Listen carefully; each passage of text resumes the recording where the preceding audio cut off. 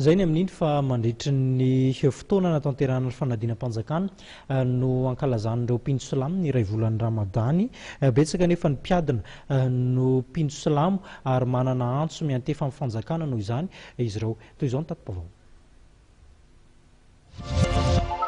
Miomana amin'ny fandraisana ny Ramadany, volana masina, ifehezantena ny mpino silamo.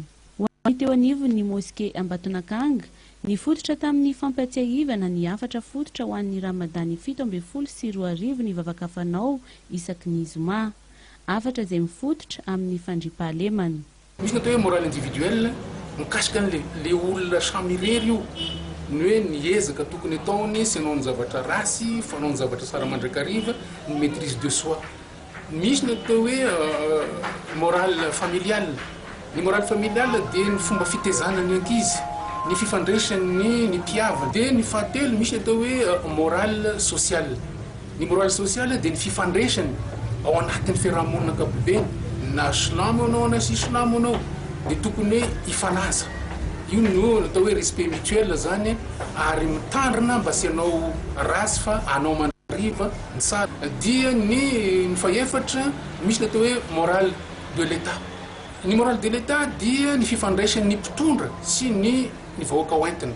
Ny farany de farany zany satria ohatran'ny rasa-tagnana 10 any zany le moral zay, dia ny moral religieuse. Tsy azo atao mihitsy ny manao rasy, tsy azo atao ny mitondra ady, tsy azo atao no miansy ady. Anisan'ny tetika asa tanterahana ny ametrahana sehatra ifanakalozan'ny mpino amin'ny finoana samihafa, tanjona ny tsy isiany ny disadisa ara-pinoana. Mety amin'ny herinandro ambony iny afaka 2 semaines zany anangana espace de concertation anankiray.